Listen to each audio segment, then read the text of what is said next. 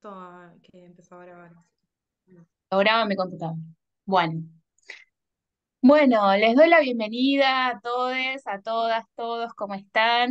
A esta conversación que pensamos e invitamos desde la Comisión de Géneros y Diversidad del Consejo Superior del Colegio de Psicólogas y Psicólogos de la Provincia de Buenos Aires.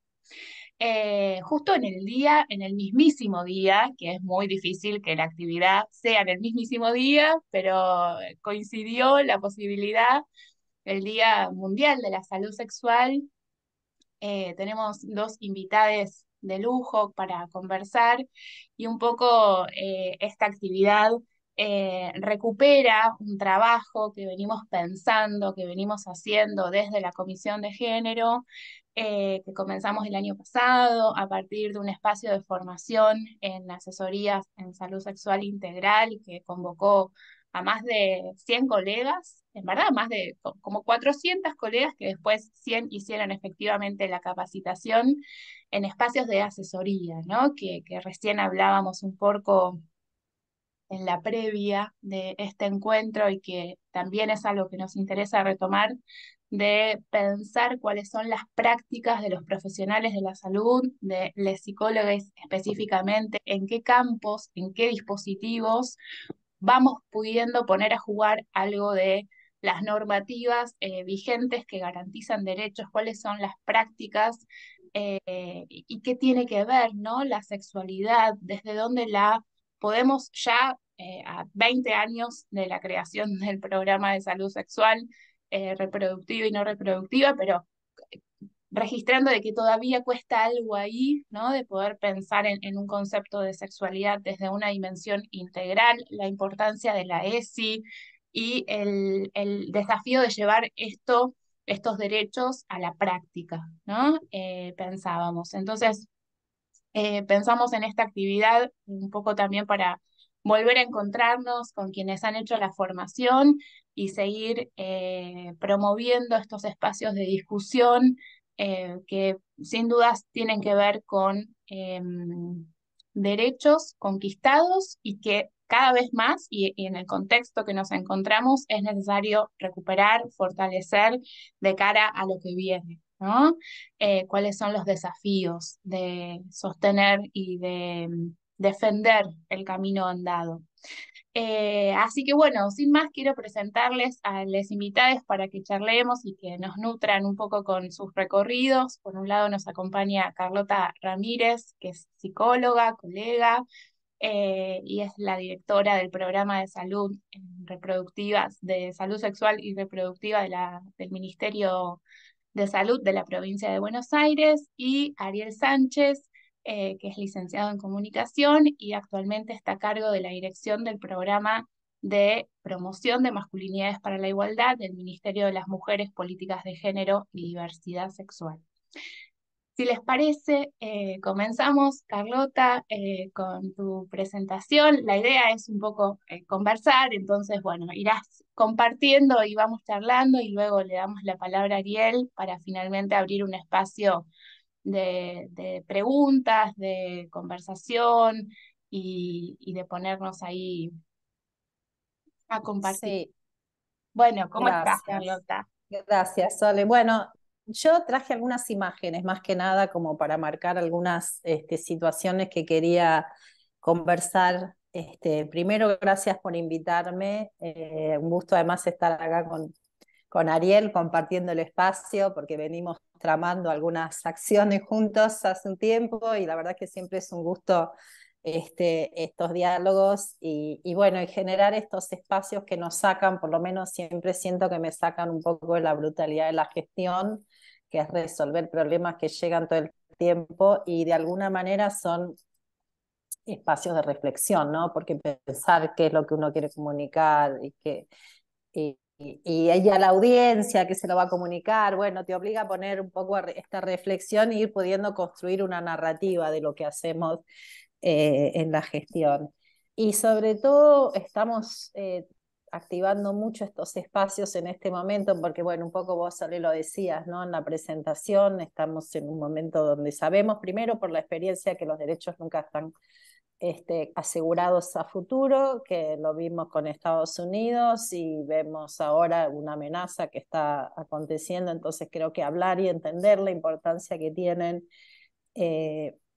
digamos, la producción de salud, pensada desde lo colectivo, ¿no? Y en términos también de producción de subjetividad, y ahí tenemos mucho para decir los psicólogos, me parece importante, sobre todo en este contexto de que estamos celebrando 40 años de democracia, 20 años, dos décadas de política de salud sexual. El año pasado celebramos los 20 años del Programa Nacional y este año celebramos los de la provincia de Buenos Aires, y también se cumplen 10 años este año del Consenso de Montevideo, que es el documento de seguimiento de la conferencia de Cairo, esa conferencia tan importante para los feminismos regionales que consagra los derechos sexuales y reproductivos, y que el Consenso de Montevideo del 2013 es la hoja de ruta de la región para avanzar en las políticas de población y desarrollo, y tiene una mirada realmente feminista, interseccional. Entonces, bueno, hay una serie de hitos que estamos cumpliendo en un momento donde se estamos discutiendo si hay que continuar, o estamos discutiendo, por lo menos tenemos un candidato que explícitamente habla de terminar con la educación sexual integral, ¿no? Entonces, me parece que más que nunca,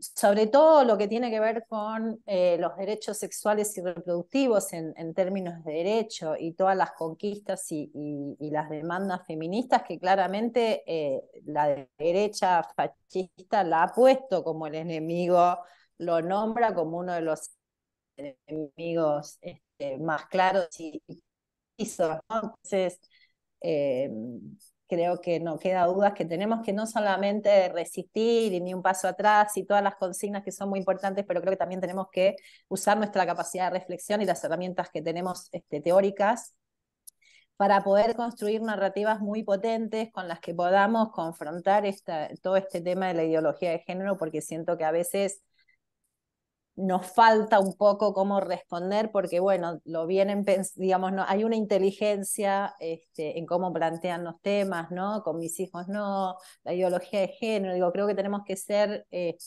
sumamente reflexivos y creativos a la hora de pensar los argumentos para discutir en el plano de las ideas y del sentido.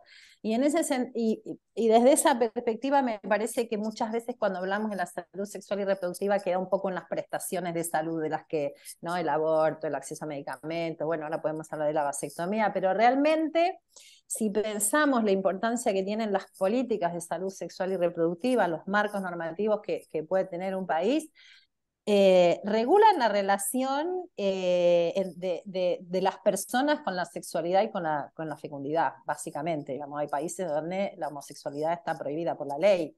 Entonces, digo, regulan un aspecto de la dimensión humana que tiene que ver con, bueno, y quienes estamos en el campo sí lo sabemos, de esos sujetos de derechos, que es un sujeto sexuado, ¿no? No hay ningún sujeto, ningún cuerpo que no esté atravesado por la sexualidad. Entonces, realmente tener políticas de salud sexual y reproductivas van a determinar cuáles son los consensos a los que llega una sociedad en relación al ejercicio y a la expresión de la sexualidad y del género.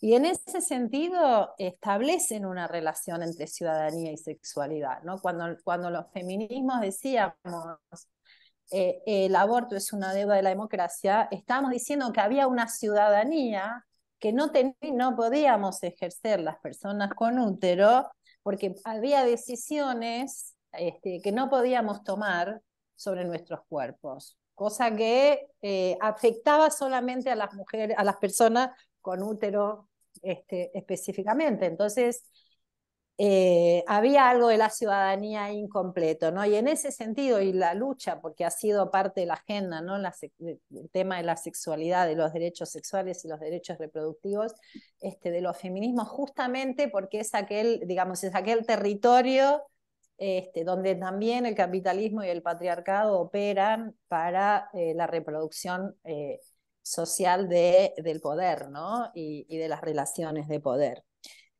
Y por otro lado, me parece que cuando metemos la dimensión de la sexualidad y de la fecundidad, lo que tiene que ver con el deseo de alguna manera, También las políticas de salud sexual y reproductiva interpelan a la idea, el concepto de igualdad como una medida ética, ¿no? Porque lo que trae también toda la discusión Políticas de acerca salud sexual. de la salud sexual y de la diversidad sexual es, bueno, ¿quiénes son ciudadanos de pleno derecho?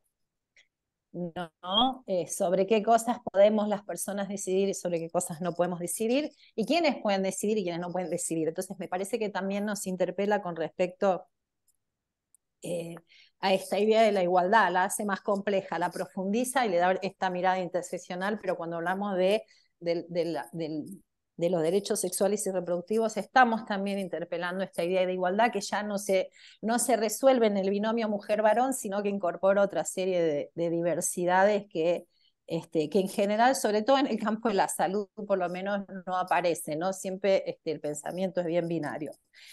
Y por otro lado, bueno, toda esta construcción de los feminismos que ha tenido un impacto, pensando en el título que ustedes nos proponían, ¿no? Derechos, políticas públicas y feminismos, cómo los feminismos han traccionado de alguna manera las políticas de salud sexual en nuestro país y en la región, pero particularmente en nuestro país, cómo se instalaba en la agenda. Y ahí quería hacer un pequeño recorrido histórico, por eso algunas de las imágenes, porque de alguna manera toda esta construcción del feminismo, de los feminismos y de las organizaciones de mujeres por la lucha de los derechos sexuales y reproductivos han contribuido a fortalecer la democracia, ¿no? Han sido procesos de una construcción democrática de igualdad muy importante, y las políticas de salud sexual y reproductiva están muy atravesadas, las que hoy tenemos en la provincia de Buenos Aires y en el país, están muy atravesadas, impulsadas y tienen, han sido paridas por la organización social y por la lucha callejeras, digamos. Entonces son muy particulares. En la Argentina recién empezamos a tener en la agenda, y esto me parece importante, en la década del 80, con la recuperación de la democracia. Pensemos que, digo, y hago este recorrido en este momento que me parece muy importante entender cómo tiene que haber condiciones de posibilidad políticas en un país para que los derechos sexuales y reproductivos puedan desarrollarse y ser ejercidos por todas las personas, si no, son privilegios. Entonces, digo, nosotros en la dictadura estaban prohibidos los métodos anticonceptivos y hubo que esperar a la recuperación democrática para que el feminismo pudiera organizarse de nuevo, salir, digamos, de la lucha antidictatorial. Y esta es una foto del primer Día Internacional de la Mujer que se celebró en democracia en 1984, donde uno de los reclamos que aparecen con mucha fuerza, y pensemos que estamos hablando de unos cuantos años atrás, es no a la maternidad, sí al placer. Este es un tema, el tema de la maternidad deseada, el tema del derecho a los derechos reproductivos, que estuvo desde el inicio del movimiento en la Argentina, cuando se reorganiza y lo pone como un eje central en la agenda. También estaba el divorcio, para las que son más viejas, el divorcio vincular, la patria potestad compartida, o sea, las mujeres no nos podíamos divorciar, no teníamos la patria potestad, había un montón de cosas que no sucedían en el 84, pero también estaba en agenda el tema de la sexualidad. Y el tema de la sexualidad, y ahí es el otro tema, y ahí vienen algunas así, pimponeo por algunos de discusiones previas a los 80, porque en realidad el terreno de los derechos sexuales o de la sexualidad y la reproducción es un terreno en disputa, que sigue estando en disputa. ¿No? Es una discusión que, si bien tenemos leyes, es una discusión que no termina de estar saldada todavía. Nosotros durante los 60 y los 70, la América Latina y nuestro país no estuvo, digamos, participando de la segunda ola tanto, porque estábamos en de la segunda ola feminista, digo, estábamos en un proceso revolucionario donde las mujeres se integraban masivamente a las luchas populares, dentro de estructuras patriarcales de los partidos políticos, pero que empezaban a producir una ruptura. Pero todo el movimiento de la segunda ola del feminismo, de la liberación sexual, era percibida en América Latina como parte de la cultura imperialista, ¿no? Entonces, cuando empieza a darse el debate acerca de los derechos sexuales, que no se llamaban derechos sexuales y reproductivos, estábamos en un momento, si pasamos a la siguiente imagen, donde se produce ya la segunda ola del feminismo en Estados Unidos, con todo el tema de la liberación sexual. Esta es una foto de una joven quemando corpiños, donde las mujeres empiezan a juntarse y a identificar que algunos de los problemas o de los padecimientos que tenían subjetivos eran parte de la represión de la sexualidad, la maternidad, ¿no? El tema, por supuesto que esto afectaba a un sector de clase media. Después empiezan a surgir otras discusiones, pero digamos, este es el contexto donde empieza a aparecer el tema de la liberación femenina, empieza a instalarse en la agenda. Simultáneamente, y si pasamos a la segunda, en esta misma década, estamos hablando de los 60, aparece la píldora anticonceptiva, que pareciera ser que fue una gran solución y revelación para las mujeres, pero que en realidad responde a la necesidad de control poblacional, porque después de la posguerra, en las décadas de los 60, con el baby boom, no sé si se acuerdan o lo leyeron alguna vez, había un gran miedo en el mundo a la explosión demográfica, ¿no? Que el mundo, digamos, la explosión, el crecimiento incontrolado de la población iba a generar catástrofes económicas, financieras, y la necesidad de encontrar una manera de controlar, de control poblacional, de control demográfico, y aparece la píldora anticonceptiva, y aparece esta disputa, porque ¿quién controla y quién decide? ¿No? Empieza, digo, se instala, por un lado el feminismo, hablando de la sexualidad, queremos liberarnos de la maternidad como destino, queremos poder salir al espacio público, y por otro lado, desde digamos, la política global, la preocupación por este crecimiento demográfico de la población, que en realidad cuando uno analiza los documentos de la época, el miedo era al crecimiento demográfico en el sur global, no en todo el planeta.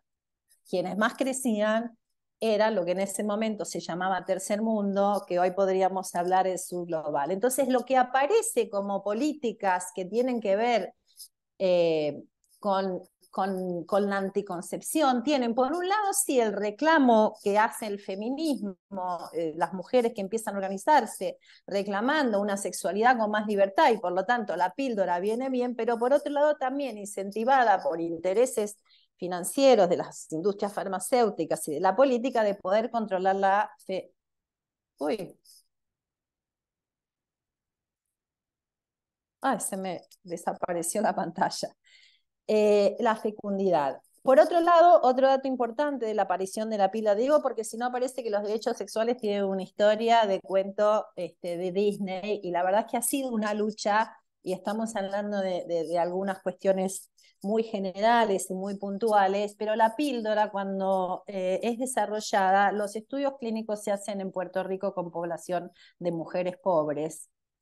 Y cuando se pone a la venta en Estados Unidos, no se indican en el prospecto una serie de efectos adversos. Estamos hablando de una primera generación de anticonceptivos que tenían muchos efectos adversos que no se publicaban, y las mujeres empiezan a reclamar también, queremos saber qué nos están dando como anticonceptivos. Bueno, y ahí hay otra gran discusión política acerca de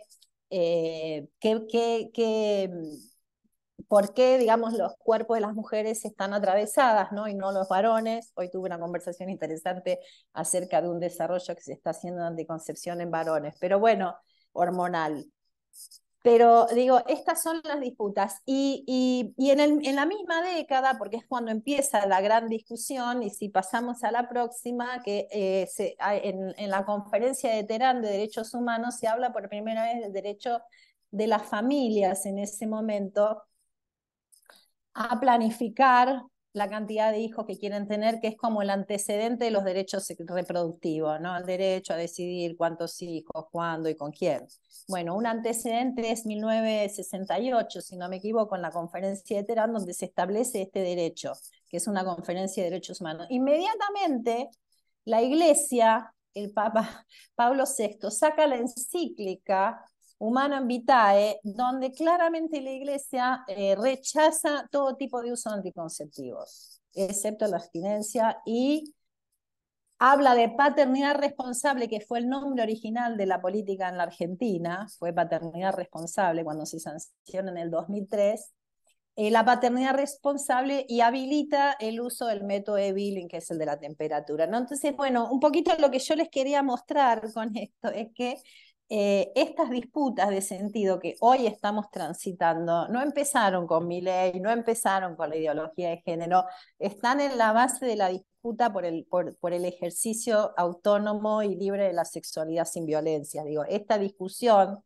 acerca de las políticas de los derechos sexuales y reproductivos surge en el momento en que el feminismo lo pone en agenda y dice, che, están usando nuestra capacidad reproductiva para subordinarnos, para mantenernos en la esfera de lo privado, queremos liberarnos, y ahí empieza una disputa de sentido donde se construyen todos estos sentidos acerca de la maternidad, por ejemplo, ¿no? Donde pareciera ser que todas nacimos y queremos ser madres porque hay un instinto y un gen que dice que queremos ser madres, y esto se instala como verdad natural. Todas estas discusiones, y ya voy para la Argentina para no ocupar mucho más tiempo, van a llevar a un momento en que se produce un abordaje. Sí, podemos pasar a la siguiente si querés. En los 90, antes de llegar al siglo XXI, un cambio importante en el régimen internacional de derechos humanos, que los derechos humanos aparecen en el 45, la primera declaración, como una respuesta ante el horror de la posguerra y del Holocausto. Se organiza la comunidad global y dice, che, tenemos que tener algún tipo de acuerdos internacionales para que esto no vuelva a pasar. Surgen las Naciones Unidas, surge la Declaración de los Derechos Humanos, y a partir de ahí una serie de derechos que se reconocen en convenciones internacionales: derechos civiles, derechos sociales, derechos económicos, derechos culturales. En los 90, con la conferencia de Viena, pero sobre todo con la famosa conferencia de Cairo de Población y Desarrollo, aparecen los derechos sexuales y reproductivos como derechos que involucran la intimidad de las personas. Hasta ese momento, los organismos internacionales, jurídicos, que organizan, digamos, las normativas globales de convivencia mundial, todas las normativas y el marco de derechos tenía que ver siempre con el vínculo con el afuera. Lo que hacen los 90 con la conferencia de Cairo es que dicen, bueno, también tiene que haber un marco de derechos sobre el ejercicio de la persona sobre su propio cuerpo, ¿no? Entonces empiezan a hablar de violencia sexual, acoso sexual, empiezan a aparecer la violencia sexual como una vulneración de los derechos humanos, y la autonomía personal a decidir sobre los cuerpos también como un derecho reconocido en el marco global con la conferencia de Cairo en 1994. En la Argentina tuvimos que esperar muchos años hasta poder incorporar esos derechos, a pesar de que en el 94 tuvimos la reforma constitucional. Los derechos sexuales y reproductivos recién se incorporan a nuestro marco normativo en 2003 con el gobierno de Néstor Kirchner, y a partir de ahí una serie de normativas que empiezan a incorporar estos derechos personalísimos y subjetivos. Y quería hacer este recorrido porque me parece que estamos, digamos, en la misma película, solo que estamos en el siglo XXI y después de una pandemia. Pero digo, y hemos avanzado un montón, porque desde la declaración del 94, de la definición de derechos sexuales y derechos reproductivos en ese momento, a lo que hoy pensamos de los derechos, claramente hemos avanzado un montón. Pero si uno mira también la historia de los derechos sexuales y reproductivos, están asociados a las luchas en la calle, del movimiento de mujeres, todas las leyes que se fueron conquistando, como su implementación, el Ni Una Menos del 2015, que fue muy importante porque puso en agenda el tema de la violencia, que por un lado hablábamos de la salud sexual y por otro lado hablábamos de la violencia. Creo que pudo el 2015, además de que funcionó como un catalizador, instaló realmente este vínculo que hay, ¿no? Que digamos, el no ejercicio de la propia autonomía es una violencia en sí misma, poder empezar a entender la profundidad y la complejidad que implica negarle a una mujer un anticonceptivo o negarle a que interrumpa su embarazo cuando está en riesgo su salud. Digamos, empezamos a entender estas cosas desde el campo de la salud. Y bueno, y finalmente creo que la conquista más grande, la de la ley del aborto voluntario en el 2020, que quiero un poco referirme a eso porque muy brevemente, y con esto ya voy terminando, porque me parece que más allá de lo que significa incorporar una práctica o la práctica del aborto a los servicios de salud, que no es poco, y ahora les voy a mostrar el mapa, que es con lo que quiero cerrar de lo que venimos haciendo en la provincia de Buenos Aires, pensando en el tema de la equidad, pero la implementación, lo que nos pasó a nosotros en la provincia es que implementar una ley que restituye de una manera tan concreta y tan absoluta la autonomía y la autoridad epistémica al sujeto que porta, ¿no? Al cuerpo que porta ese sujeto de derechos, digamos, porque hablamos de cuerpos que tienen un sujeto. El sujeto de derecho digamos, se expresa en esos cuerpos que el sistema de salud trata de, bueno, hablamos del cuerpo y no hablamos del sujeto. Entonces, lo que trae justamente al campo de la salud, que es un campo muy biomédico, es que este cuerpo está habitado por un sujeto de derecho que tiene voz y tiene saberes y tiene decisiones. Y eso implica repensar el modelo de atención. Yo me acuerdo de cuando se sanciona la ley, los equipos nos llamaban y nos decían, porque antes había que hacer la certificación de causal, ¿no? Decir, explicar que bueno, que la mujer venía y lo solicitaba y que entonces había un riesgo, bueno, y había que hacer una entrevista, y claro, ahora hasta la semana 15 la mujer viene, obvio que hacemos una entrevista, pero no hay que certificar, no hay que decir, bueno, te doy permiso. Y los equipos nos llamaban y nos decían, ¿qué tengo que hacer? ¿Qué tengo que hacer si no tengo que firmar una prescripción, si no tengo que autorizar, si no tengo que hacer un diagnóstico? ¿Qué tengo que y me piden un aborto? ¿Qué hago? Y bueno, la acompañás, te asegurás que la decisión está tomada con toda la información necesaria y acompañar. Y no saben y me decían, pero no sé cómo, ¿qué quiere decir acompañar? ¿No? ¿Cómo acompañamos? Y bueno, tampoco le vamos a pedir a un médico que, digamos, los médicos tampoco les podemos pedir que hagan todo, por eso promovemos los equipos interdisciplinarios, pero de alguna manera la ley nos obligó a decir, bueno, van a tener que armar un equipo y van a tener que acompañar con un equipo. Si el médico sabe de la práctica y no sabe cómo acompañar, veamos del equipo quién sabe acompañar, que en general somos los psicólogos o los trabajadores sociales, y sumemos un psicólogo al equipo y empecemos a trabajar juntos, porque bueno, sí, es cierto que no saben hacer una entrevista o no saben cómo acompañar y por ahí no tienen por qué saberlo si podemos hacer un trabajo en equipo. Entonces, por un lado nos obligó a ordenarnos, digamos, en términos de poder escuchar y empezar a intercambiar las disciplinas, a poder empezar a pensar el modelo de atención como un sistema de cuidados, y no como una práctica de una especialidad. En general siempre se piensa en el aborto y se piensa en obstetricia. Hay un montón de personas que participan en el proceso de un aborto, desde la persona que recibe a esa mujer que llega y dice, bueno, vengo a hacerme un aborto, ¿a dónde tengo que ir? Digamos, ¿cómo la recibimos? La enfermera, la obstétrica que hace quizás una primera evaluación, el equipo que le evalúa, el farmacéutico que garantiza. Digamos, hay un montón de personas que forman parte del equipo y que tienen que acompañar ese proceso. Eso nos hizo pensar realmente en todos los componentes de la práctica. Cuando la mujer va a hacerse la ecografía, tiene que ser un equipo que sepa cómo acompañar. No le va a decir, te hago escuchar los latidos del corazón, mamita, a una mujer que va a abortar. Bueno, eso hubo que aprenderlo, hubo que pensarlo, hubo que preguntárselo, hubo que problematizarlo. Nos obligó a pensar cómo era una atención de calidad, de la que estamos lejos todavía, pero que estamos un poco mejor.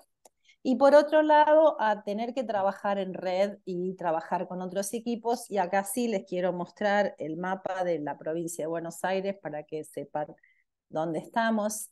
Cuando nosotros llegamos era el mapa de la izquierda, donde había equipos que garantizaban aborto, pero en la provincia de Buenos Aires lo que pasaba es que las mujeres tenían que viajar 700 kilómetros muchas veces y vivían en un municipio en los que estaba en rojo. Y los equipos tenían como ciertas redes, pero claro, eran para no ver cómo conseguían la plata para el remis y mandar a la mujer 700 kilómetros. Bueno, era un desgaste terrible. El primer año me acuerdo que nos pasamos trasladando gente en plena pandemia y dijimos, bueno, no solamente tenemos que garantizar el aborto, sino que tenemos que garantizarlo de una manera equitativa, por lo menos en todo el territorio de la provincia. Y se hizo un trabajo muy interesante de diálogo con los equipos, de explicar, de escuchar, de preguntar, de acompañar, de capacitar a equipos y autoridades sanitarias, pero fue la posibilidad de abrir un debate en el cual la sociedad civil participó mucho, las colectivas se organizaron y se generaron debates muy interesantes que nos permitieron, con mucho trabajo y un esfuerzo muy grande de todos los equipos del Ministerio y de las regiones sanitarias, pero ir transformando ese mapa. Al día de hoy tenemos de los 135 municipios, 132 garantizan, 133 al día de hoy garantizan el acceso a la interrupción voluntaria del embarazo, y la interrupción legal después de más de 15 semanas muchas veces se deriva, pero eso también implica la construcción de redes. Bueno, también asociado a esto creció la cobertura de métodos anticonceptivos, porque estos equipos se sensibilizan y empiezan a traccionar a otros equipos y empiezan a pensar en la calidad y empiezan a entender las necesidades de las personas, empiezan a promover el uso de métodos de larga duración. Todo esto requiere una inversión importante, también lo quiero decir, porque a veces las políticas no son solamente las palabras y el trabajo de los equipos técnicos, es también una inversión. Se invirtió dinero en ecógrafos, en camillas ginecológicas, en insumos. Bueno, esto requiere inversión, pero quiero decir, no es una inversión millonaria que nuestro país no lo pueda hacer, y creo que tiene que ver con el compromiso de los equipos, que muchos de los equipos que hoy forman parte de nuestra red, son cerca de 600 equipos en la provincia de Buenos Aires, estuvieron haciendo la vigilia frente al Congreso. Hay generaciones nuevas que se están sumando al sistema de salud, que vienen también de una militancia territorial. Y bueno, y por supuesto la organización de las compañeras también en el territorio, del socorrismo, de la red, de la campaña, ¿no? Todas esas, digamos, se fueron armando redes que fuimos pudiendo traccionar. Hoy estamos intentando institucionalizar este proceso. Sumamos el CUNITA, estábamos hablando al principio de la incorporación de varones, empezamos a trabajar, metimos todo el tema de la sexualidad en el CUNITA, que es muy importante porque hasta ahora siempre el embarazo, el parto era pensado como parte del proceso biológico, más centrada la atención, la mirada en el producto, en el niño, ¿no? En el bebé, y poco en la mujer y en el proceso que atraviesa, que significa para una persona un embarazo, ¿no? En términos de su sexualidad. Pudimos incorporar una línea de salud sexual, que es una línea de cuidado de todo el CUNITA, donde trabajamos el tema de la sexualidad, el tema de la menstruación, cuándo vuelve la menstruación, incorporamos la mirada, digamos, el rol de los varones en las políticas de cuidado. Hay todo un cuadernillo dedicado a los varones, cómo ser corresponsables de la crianza y de las decisiones reproductivas. Es decir, estamos trabajando en un proceso de transformación del sistema de salud para que deje de ser un sistema que básicamente gestiona la enfermedad a poder ser un sistema que realmente cuida la salud. Ahí me parece que tenemos un montón para decir. Creo que hay una ventana de oportunidades en este proceso de transformación del modelo de atención e integración del sistema de salud.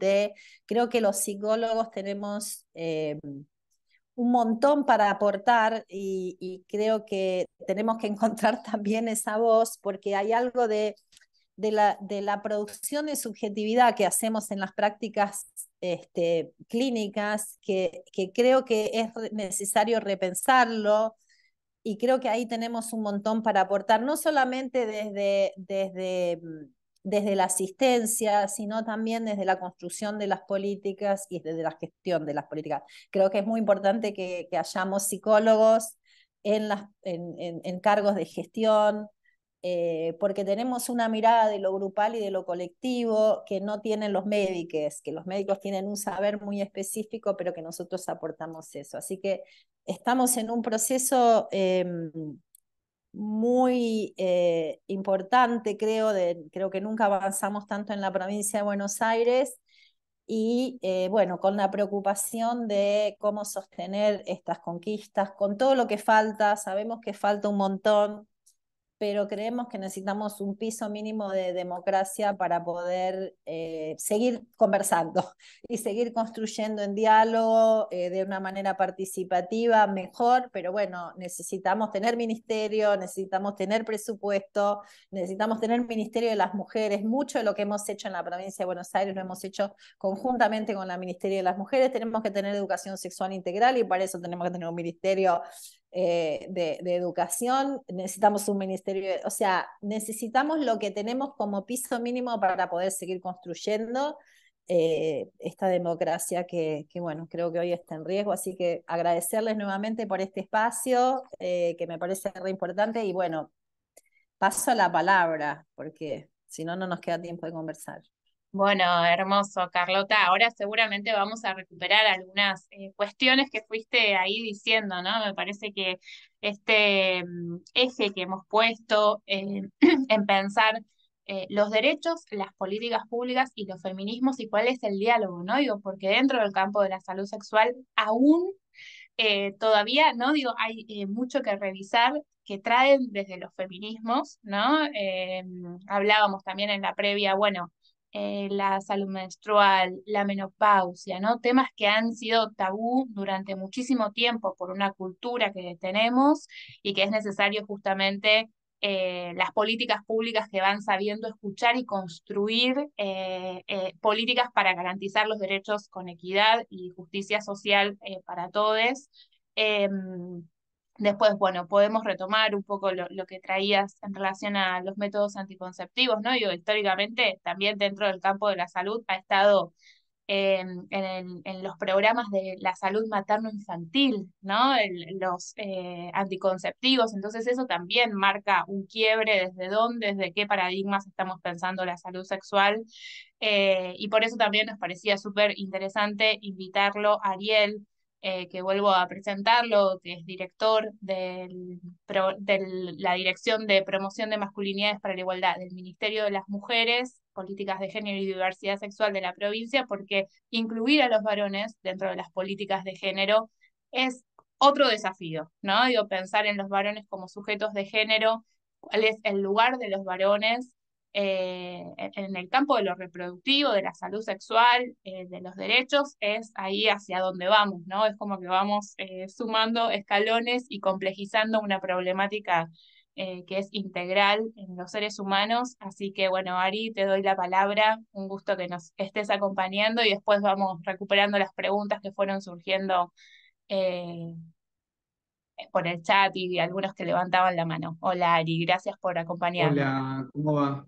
Bueno, gracias Sole y gracias a las compañeras de la Comisión de Género que me invitaron, y bueno, a Carlota, que siempre es tan lindo escucharla, eh, y escuchar esa historia también, digo, y cómo se relaciona con el presente y cómo está situada en ese contexto, ¿no? Recién decía ella, parece que la peli se está repitiendo.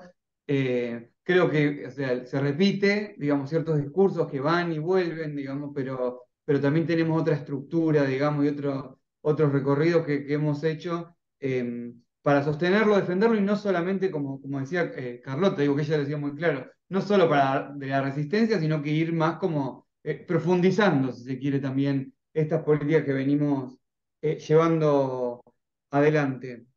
Y yo voy a ser bastante breve, voy a intentarlo, porque siento que, digo, y sobre todo pensando en salud sexual y reproductiva, pero también pensando en, en las políticas de salud en general, o en esta transformación que decía Carlota de un modelo de atención hacia un modelo de cuidado, lo pienso también en términos estatales, digamos, ¿no? Como el Estado en sí, transformarse cada vez más en una estructura de cuidado, que es hacia eso donde vamos. La dirección que tengo a cargo tiene sentido siempre en diálogo con otras políticas y con toda esa historia en algún punto. En sí misma, digo, como espacio autónomo, aislado, sobre masculinidad, como pierde en algún punto el sentido, sino que es ir dialogando con esa historia donde, como bien veíamos, los grandes ausentes son los varones muchas veces, ¿no? Y los varones cis heterosexuales, muchas veces presentes en la firma de muchas de esas leyes, con el nombre, digamos, a veces ejecutando esas políticas, pero pocas veces implicados como sujetos, digamos, de derechos de esas políticas y también sujetos responsables dentro de esas políticas. Y creo que, digo, muy rápidamente, cuando se crea la dirección y se crea el ministerio, nos dimos cuenta de estos obstáculos con los que teníamos que trabajar, y cómo teníamos que pensar, si se quiere, una política destinada a varones, una política de género destinada a varones, eh, digo, en un contexto donde los feminismos estaban presentes cada vez, digo, en la calle todo el tiempo, pero también en el Estado, digo, con, bueno, compañeras como Carlota, pero también un montón de compañeras que empezaron a tener lugar en la gestión y empezaron a pensar muchas políticas desde los feminismos, más allá de si estaban en algo vinculado a género o no, sino que en una mirada, en un enfoque, en un modo de hacer, en un modo de vincularse, y ahí creímos que, digo, pensar masculinidad y promover masculinidad por la igualdad, teníamos un rol importante ahí en pensar la estructura, si se quiere, de las políticas y del Estado, pero también pensar el lugar de los varones en esas políticas. Y digo, primero, como una reflexión más general, ¿no? De esta vinculación entre derechos, políticas públicas y feminismo. Los feminismos desde hace mucho tiempo han hablado del involucramiento de los varones, a veces más y a veces menos, pero desde hace mucho, mucho tiempo lo vienen pensando, digamos, como en un rol fundamental, si se quiere, y bueno, ¿qué lugar tenían? Si bien fue creciendo en los últimos años como una demanda ya muy presente, bueno, ¿qué van a hacer frente a esto o qué tienen para hacer? Siempre se han pensado, digamos, en ese lugar.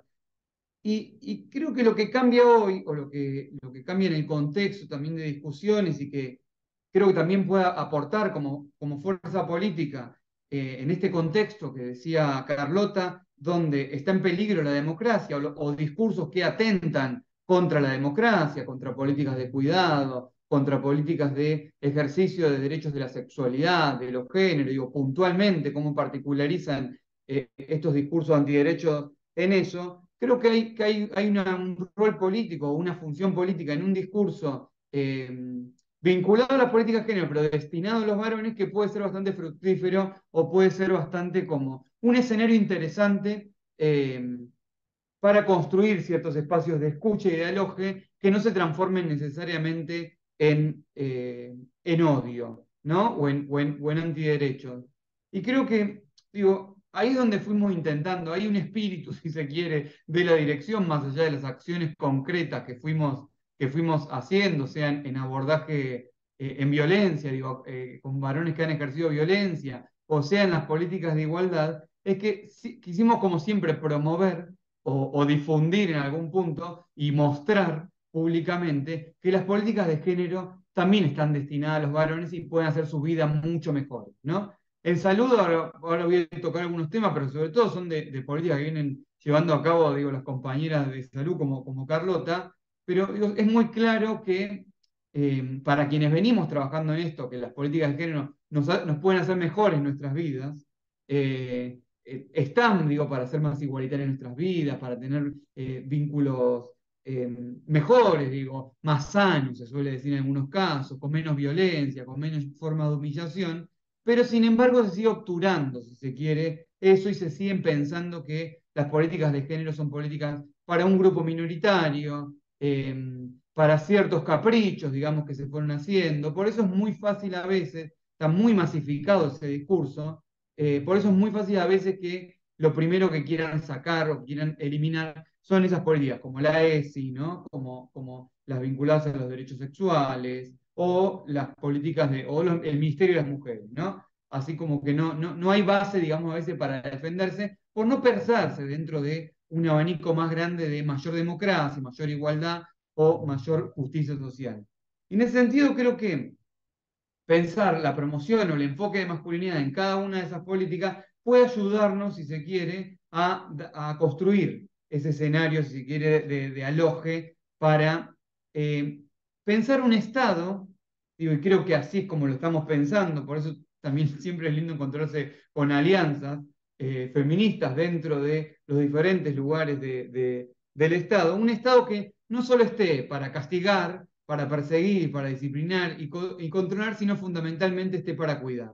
Y también a los varones en ese sentido, ¿no? Eh, y creo que hacia eso fuimos. Y ahí teníamos algunos obstáculos, ¿no? Y obstáculos vinculados a cuestiones más identitarias, si se quiere, a los mandatos de masculinidad fundamentalmente, que debíamos resolver o empezar a desarmar, a difuminar, que estaban presentes en los varones que habían sido criados, educados en esos mandatos, pero también en las estructuras. Y ahí había un primer obstáculo fundamental, que es, en esa historia que cuenta, que contó Carlota ahí, digamos, en esas luchas de los feminismos, en esos avances en derechos, digamos, sexuales, en derechos vinculados a identidades de género, a orientaciones sexuales, a los vínculos, a hacer vínculos cada vez más libres, más justos, más igualitarios, hay un ausente que eran los varones, digo, es un ausente presente. Y creo que ahí es como la principal paradoja que tenemos con el funcionamiento, si se quiere, de la masculinidad como un dispositivo de poder o los mandatos de masculinidad.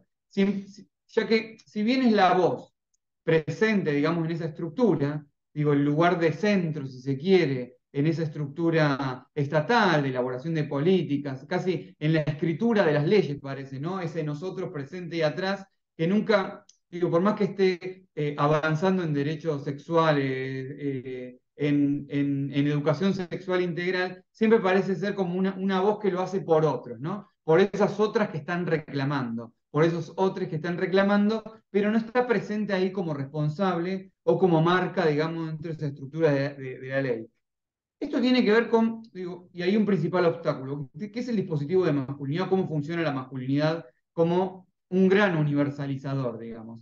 Es la voz que se habla, digamos, es la voz de donde se mira, se desea, se piensa, digamos, es la voz que estructura las relaciones, ese conjunto de mandatos, la voz vinculada al poder, si se quiere, pero muy pocas veces esos varones que han sido educados por esos mandatos de masculinidad se piensan a sí mismos como sujetos de género. Ahí Sole lo mencionaba al comienzo. Entonces, en un principio, digo, creo que la principal función y parte de eso era empezar a promover, digamos, a esos varones como sujetos con género.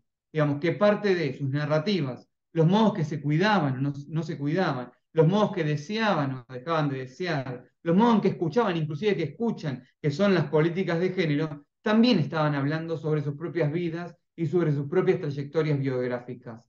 En algún punto, digo, como gran parte de la función o el objetivo de la dirección, de un objetivo de fondo, ¿no? Que después se traduce en acciones concretas, es eso, de poner en evidencia que los varones también tienen género, ¿no? Y escucharlos en ese sentido como atravesado por las relaciones de género. Después están otros mandatos, digo, que funcionan y que atentan fundamentalmente con la salud sexual, digo, frente a la salud sexual, que tiene que ver con cómo fueron educados en tanto varones, ¿no? Y cómo esos mandatos los acercan más a prácticas de riesgo para sí mismos y para otras personas, a prácticas que vulnerabilizan a otras personas y vulneran, digamos, sus propios cuerpos, sus propias subjetividades, y menos al cuidado, digamos, los alejan de las políticas de cuidado. Muchas veces porque el Estado no les ha hablado, en tanto responsables e involucrados en el cuidado, pero otras veces que tiene que ver con esto, con estos mandatos y cómo circulan estos mandatos. Uno podría nombrar, digamos, ciertos mandatos que vienen funcionando a lo largo de la historia, que van cambiando van cambiando de modo, digamos, ¿no? De modo de expresarse, pero de fondo muchas veces funciona igual, ¿no? El mandato de el ser procreador, quizás, que funcionaba quizás hace años eso, o funcionaba mucho más en una masculinidad más vinculada a lo tradicional, pero que hoy sigue funcionando en algo de la sexualidad siempre activa, o en el mandato de esa heterosexualidad obligatoria, que, piensa mucho más en la reproducción de ese mandato, de la conquista de mujeres, hacer uso de esos cuerpos para su propio placer, y ese autocentramiento que genera, digamos, en la disposición de ese mandato, y mucho menos, digamos, en prácticas vinculadas al consentimiento, al respeto, al diálogo, al establecer un desarrollo de una sexualidad más igualitaria, si se quiere, ¿no? Donde se involucre en esas relaciones sexuales, en esos vínculos sexuales, afectivos, amorosos, donde puede haber un diálogo, un establecimiento de cierto consentimiento, inclusive una erótica de ese consentimiento. Pero después también hay mandatos, digamos, vinculados más a la potencia, ¿no? O a la impenetrabilidad, como a mí me gusta repetir hace años, que tiene que ver con la dificultad que tienen muchas veces los varones en sus trayectorias de poner en evidencia ciertas dificultades que puede haber en sus trayectorias sexuales, ¿no? Poder registrar, si se quiere, esas, ciertas disfunciones sexuales que les pueden pasar, ciertas emociones que pueden circular en sus experiencias sexuales que no habilitan el registro de eso, pero tampoco la palabra a hablar de eso. El otro día pasábamos una película, acá que está recién estrenada, que es El silencio de los hombres. Es un documental a partir de entrevistas a varones que no hablan nada más del ejercicio de la sexualidad, sino que habla del silencio de los hombres, así en general, digo, ¿no? La ausencia de la palabra, digamos, en sus propias trayectorias de vida, la ausencia de una posibilidad de narrar. Y había uno muy puntual, un varón ya de unos 60, digamos, que hablaba de eso, de todos los miedos. Digo, yo creo que era la primera vez que hablaba de eso. Me suena que es esa primera vez con una cámara, que eso es lo más raro del mundo, que por primera vez en su vida hablen con una cámara, no solo eso, sino que en este caso era con su hija filmándolo, que lo hacía aún más excepcional, ¿no? Y él hablaba de sus primeras experiencias sexuales, todo lo que le había pasado, los fracasos, él lo nombraba un poco así, los miedos, si duraba mucho o poco, qué era durar mucho y qué era durar poco, buscar información sobre eso, ¿no? Si era precoz, no era precoz, hasta cuándo, medir el tiempo para ver si era precoz o no. Todo eso que termina en un silencio, en una información, que hoy sigue estando, presente ese silencio, ¿no? Que hoy parece tener más información, pero cualquiera que haga capaz que hace unos años no había internet, ¿no? Para buscar esa información. Pero hoy hay un montón de información disponible, sin embargo, cualquiera que googlee, digamos, algo de esto, no va a encontrar, digamos,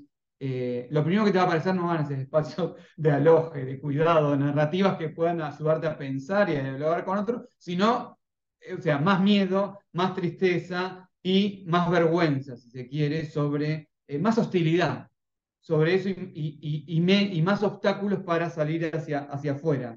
Pero, estos mandatos, el mandato de no comunicar emociones, que a veces genera represiones, angustias, silencios, van alejando, digamos, a esas personas en esas trayectorias o en esos mandatos de cuidados, digamos, que implican sobre sí mismo y cuidados sobre los otros.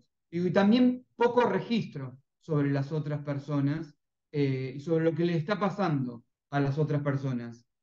Y me parece que en esta trayectoria, atravesada por estos mandatos que si bien van cambiando, el enfoque de masculinidades, pensado en diferentes políticas, pensado en diferentes prácticas, puede ser una práctica también privada, una práctica de un consultorio, una práctica en la atención primaria en una sala o una práctica en un hospital, pensar, tener registro de esta ausencia que había de entender que los varones cuando llegan, no llegan siendo como el uno, digamos, el sujeto universal, sino que llegan atravesados por todas estas cuestiones. Entonces, lo que dicen o no dicen, el modo que llegan, el tiempo en que llegan, o el retraso con el que llegan muchas veces a ámbitos de cuidado, sea de salud sexual, o sea de salud mental, o de salud en general, o cualquier ámbito de alojo y cuidado, va a tener que ver con eso, porque desean, sienten, piensan, escuchan, inclusive, a través de estos mandatos vinculados a la masculinidad. Y en ese sentido, digo, es que hemos empezado, digo, cuando comenzamos a trabajar, entendimos muy rápidamente, a pesar de que, digo, a veces uno, hoy Carlota al principio, no me acuerdo si fue en la previa o ahora, que iniciaba no, ahora lo contaba, ¿no? Que esto está bueno estos espacios digo, para salir digo, la cotidianidad de la gestión a veces, ¿no? Porque a veces uno, digo, en la vida cotidiana, en la gestión de general, digo, trabaja con supuestos, digamos, más de fondo, pensando una estructura, digo, cómo remover cierta estructura, ¿no? Estos obstáculos y a veces resuelve faltas que están ahí todo el tiempo, digamos, a veces, o demandas, digamos, cotidianas y una demanda era obviamente como capacitación en masculinidad, ¿no? Y eso medio que la tuvimos que hacer inmediatamente. Pero también sabíamos que eso no era la solución a nada, digo, ni que pensar el enfoque de masculinidad, la perspectiva de género en todos los ámbitos, digamos, del Estado, pensar una perspectiva de cuidado que incluya esta mirada de género, de derechos humanos, invitaba a algo más que una sumatoria de conceptos, invitaba más que la gente entienda cuáles son los mandatos de masculinidad, cuáles dejan de ser los mandatos de masculinidad. Esto quienes trabajan en educación sexual lo tienen muy claro. Podemos hacer 25.000 capacitaciones sobre los derechos que existen, los que no existen, pero qué es el género, qué no es el género, qué es la orientación sexual, inclusive podemos ir más, qué es el hetero-cis patriarcado, pero sin embargo si eso no se internaliza como un enfoque, poca productividad tiene. Y ahí empezamos a comprender que lo más interesante, digo, más allá de los trabajos puntuales que yo decía, digo, que son capaz que más autónomos, que hacemos en la dirección, eran estos diálogos con otros espacios, ¿no? Que ya venían trabajando. Cómo dialogar con las compañeras que venían trabajando en salud sexual, por ejemplo, desde este enfoque de masculinidad, cómo podíamos acompañar, digo, con ciertas preguntas sencillas, que no implicaba quizás que cada uno de los profesionales, las profesionales de toda la provincia, hagan un doctorado sobre masculinidad, sino que empiecen a leer y a registrar que esos varones que estaban ausentes o que llegaban atravesados por estos mandatos y que esto sí fue en la previa. Como decía Carlota, cada vez tienen más ganas de hablar.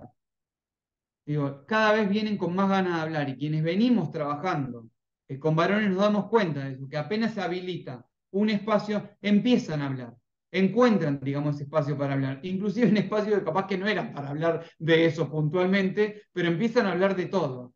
Esto se viene viendo hace rato. Yo hace muchos años investigué eso con varones, digo, hacía entrevistas a varones hace 15 años en mi vida académica, que la abandoné. Pero en mi vida académica hacía entrevistas a varones sobre su género y sexualidad, y los varones venían primero muy miedosos, no sabíamos, bueno, un montón de cosas, inseguridad, no sabía de qué íbamos a hablar, porque yo le estaba preguntando sobre género, por qué íbamos a hablar de esto, pero todas las entrevistas finalizaban con el tipo diciéndome, bueno, ¿cuándo volvemos a hablar? Y porque terminaban de hablar de todo, digamos, querían hablar inmediatamente. Y ahí fue donde empezamos a proponer, digo, no solo en salud, sino también con otros ámbitos, espacios de conversación, si se quiere, que no invitaban necesariamente, bueno, vamos a hacer una reflexión sobre género, y también ahí pensando estrategias de cómo leían o cómo escuchan los varones las políticas de género. Digo, teniendo en cuenta esas trayectorias, esos recorridos, y sabiendo que el género es parte de esa performatividad, comprender que los varones tienen género también nos invita a pensar otra estrategia al momento de hablar con ellos. Digo, no es invitarlos a un taller de género porque ahí se iba a resolver todo. Primero porque no iban a estar en el taller de género, o segundo porque llegan a ese taller de género con resistencias, entendiendo, digamos, que las narrativas que hoy son más dominantes, si se quiere, es que el género o los talleres de género o la ideología de género, como muchas veces difunden esas narrativas, van contra ellos, los están persiguiendo, les están quitando sus vidas, o inclusive les están quitando la posibilidad de su bienestar económico, por ejemplo, porque se está gastando plata en cuestiones vinculadas a género.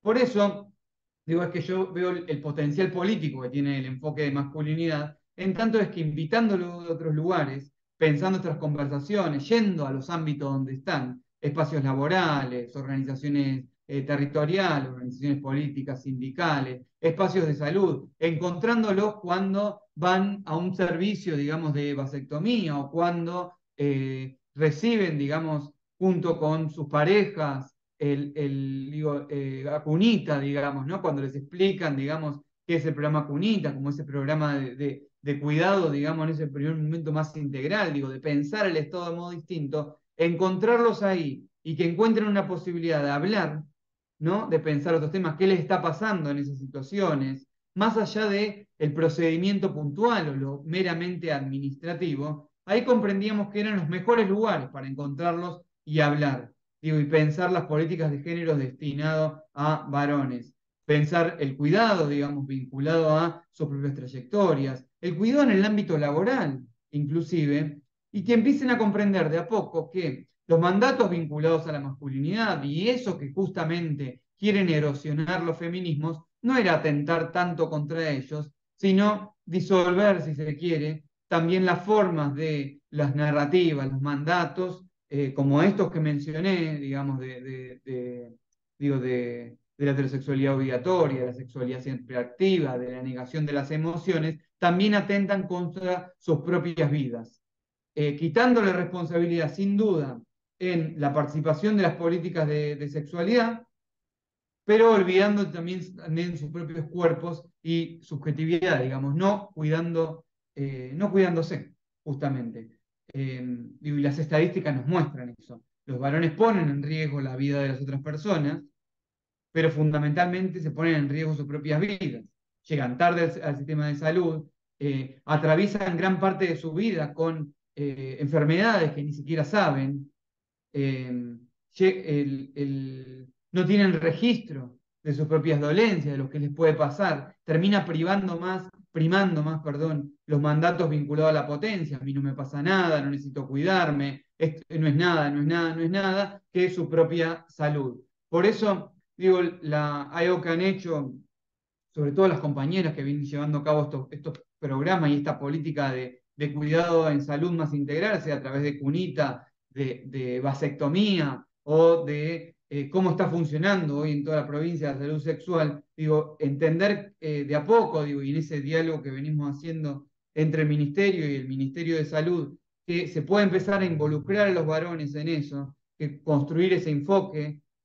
Carlota mencionaba ahí que en Cunita se incorporó, digo, programas que tradicionalmente, digo, primero que no existían, ¿no? Existieron, los quisieron hacer desaparecer. Esto, o sea, ahora Carlota no lo contó, ¿no? Ahí cuando contó Cunita, pero la historia de Cunita es como, es increíble. O sea, yo cada vez que la escucho me emociono, y de afuera, como porque, digo, mi única parte ahí es como, digo, haber aportado el enfoque de masculinidad, si se quiere, o ahí en el diálogo con las compañeras que hicieron el material de corresponsabilidad dentro del enfoque de masculinidades. Pero es como, la historia de Cunita primero es un programa que tradicionalmente ese tipo de programa, bueno, solo lo decía, ¿no? Estaba vinculado a materno-infantil, que tenía destinataria tiene a las mujeres, digo, ya considerando que son las únicas que están vinculadas al cuidado, digo, hay algo del cuidado de su propio cuerpo, pero hay algo del cuidado de sus hijos y sus hijas que las tiene como destinataria. Primero que cambia ese enfoque, y segundo, es como, para mí fascinante, porque es un programa que cuando gana el gobierno de Macri, fue un programa perseguido, digamos, y como buscando como un contenido disciplinador en eso, y castigador, digo, y ahí es donde las narrativas actuales vuelve esa política, digamos, que no fue inventada, como decía Carlota, solo por Milei, digamos, sino que hay discursos, narrativas, proyectos políticos, organizaciones que vienen persiguiendo los derechos hace mucho tiempo y quisieron disciplinar a quienes lo llevaban a cabo, a quienes eran muchas veces las caras visibles como funcionarios públicos de eso, y digo, con la convicción de que hay que pensar el Estado así, desde esos feminismos, desde el cuidado, se vuelve, digamos, gobierno, se empieza a hacer una política en Buenos Aires y vuelven a hacerlo. Digo, para mí eso es emocionante, eso es como de una convicción política, de cuidado, de potencial, y saber que el Estado tiene que hacer ese tipo de cuestiones, que es impresionante, digo, es emocionante pensar en eso, y para mí es eso, digamos, lo que hay que comprender y salir a defender frente a estas cuestiones. Por eso, difundir, digamos, la importancia de los varones en estas políticas, de pensar su involucramiento, para mí es parte de ir desarticulando ese discurso que piensa que estas políticas son solamente políticas mínimas, digamos, superficiales, que es para un grupito que le está haciendo, o para un lobby, o para un grupo de mujeres que quieren atentar contra los varones, o para el lobby de las poblaciones LGBTIQ+, que quieren atentar contra los verdaderos valores de nuestra sociedad. Entonces, involucrar eso, ver cómo los varones pueden encontrar un lugar de aloje, un lugar de cuidado, ser creativos y creativas en eso, digo, que es lo que hemos también aprendido, en que no, había que trabajar con varones teniendo en cuenta sus trayectorias de género y había que ejercer cierta creatividad en la escucha. Yo creo que ahí las psicólogas y los psicólogos tienen mucho, digo, de su práctica cotidiana, de haber, digo, es una profesión que necesita de la escucha, ¿no? Yo creo que lo que más hacen es escuchar en la vida, sea que atiendan, digo, a pacientes puntualmente o que piensan, digamos, en términos más generales, pero es escuchar, digo, ir construyendo eso entre lo artesanal y lo masificante que puede ser la estructura del Estado. Creo que ahí pensar el enfoque de masculinidad, de sus trayectorias, eh,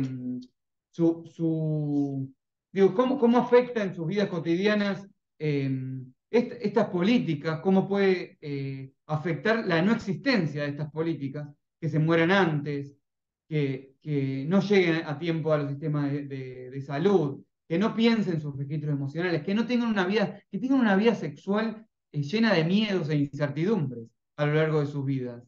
Digo, los programas de salud sexual y el derecho a la salud sexual, si no involucramos a estos varones que se responsabilizan, no solamente estamos atentando con las mujeres que quedan a cargo de toda esa responsabilización y se llevan sus propias vidas, sino que contra su propio derecho a una sexualidad libre y plena, que no la están teniendo, digo, porque cuando se empiezan a escuchar y cuando empiezan a hablar, lo único que hay es miedo, angustia y no haber vivido sus vidas sexuales en plenitud. Por eso, digo, me parece que lo más importante de esto, más allá de las políticas, digo, concretas de abordaje de las violencias que vinimos haciendo, de empezar a escuchar inclusive a los varones que habían sido denunciados por el ejercicio de la violencia, de crear espacios para armar esos dispositivos, de pensar políticas de igualdad concreta en los diferentes escenarios, digamos, para que los varones se involucren en las políticas de igualdad de género, creo que de fondo y en ese espíritu y teniendo en cuenta de cómo pensar los feminismos como políticas de Estado, creo que lo que más nos junta, digamos, y lo que más va corriendo, digamos, esos límites para ir construyendo mayor democracia y mayor justicia social, es ir pensando este Estado como un gran cuidador o una gran cuidadora, digamos, este Estado, digamos, como que profundice esos derechos, que involucre, digamos, a todas las personas y que piense, digamos, toda la historia de humillación eh, que han tenido, digamos, gran parte de este mundo como forma de política de Estado y como forma de política de justicia social, digo, como que se empiece a hablar y se empiezan a narrar esas humillaciones y no se empiecen a negar, quizás también nos convence también de una política que sea más amplia, o como decía, bueno, Bell Hooks lo decía hace mucho en los años 80, ¿por qué no pensar también el dolor y ese dolor que a veces nos une como un catalizador para construir una política cada vez más democrática? Ella no decía democrática, pero para pensar, si se quiere, el feminismo también desde ese lugar y de esas alianzas que se tejen, digamos, y que profundizan hoy, diríamos, la justicia social. Así que, bueno, por ahí un poco estas reflexiones, quizás no conté nada tan concreto, pero me mueve a esto pensar los feminismos y el Estado. Hermoso, hermoso. Gracias, Ari. No sé si se me escucha porque tengo la pantalla bloqueada. ¿Te escucha bien, Sole? Ah, bueno, bueno, es solo la imagen, entonces. Bueno, gracias, Ari. La verdad que clarísimo ambos. Tengo 1000 notas de cosas que fui mientras les escuchaba, que me parece interesante retomar, vamos, si quieren, abriendo un poco a poder conversar. También si alguien tiene preguntas, pido a las compañeras de la comisión que me ayuden, que tengo la pantalla totalmente bloqueada, no veo nada. Si hay preguntas en el chat, si hay manitos levantadas. Eh, ahí, ahí veo, Diela, eh, desactivate nomás y charlamos. ¿Cómo cómo les va? Bueno, primero, re interesante lo que acabo de escuchar. Les quería contar que yo, bueno, soy psicóloga, trabajo para la Municipalidad de Quilmes, pero lo que le quería comentar es que formo parte de la Revolución de las Viejas y dentro de la Revolución de las Viejas nosotros tenemos un círculo que trabaja sobre la sexualidad, porque lo que vemos es que si bien hay una falta de educación sexual, o mucha gente dice que no ha tenido educación sexual y demás, imagínense lo que ha sido para los viejos. Eh, que más que nosotros estamos atravesados por un montón de mandatos, prejuicios, estereotipos, y con la idea de que la sexualidad ya a partir de determinada edad, donde no hay reproducción, desaparece. También lo vemos en políticas de Estado donde hay una ausencia en el cuidado de la salud sexual. Hace poco, no sé si hace poco o hace cuánto, PAMI por fin acepta al 100% los genes como para mantener la salud sexual de la mujer, que es la que más sufre, y de hecho muchas de las mujeres abandonan la idea de una sexualidad placentera por el temor por el sufrimiento que tienen, que es causado por el atravesamiento de la menopausia, donde empiezan a tener mucho dolor, a tener intimidad y demás, y PAMI hoy en día cubre el promestieno al 100%.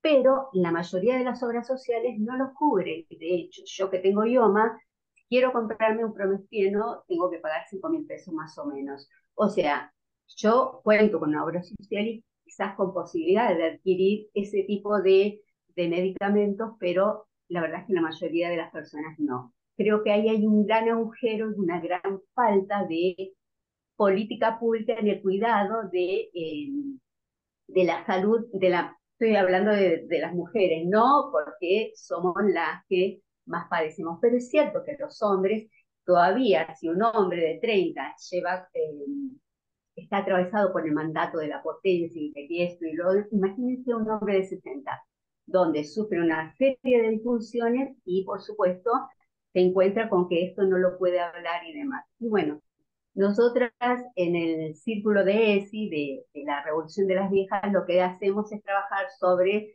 las violencias sexuales y toda esta cuestión, y empezar a poner palabras y visibilizar eso. Las que quieran les invito, la Revolución tiene una página, pueden acercarse y ver de lo que estoy hablando. Nada más, gracias.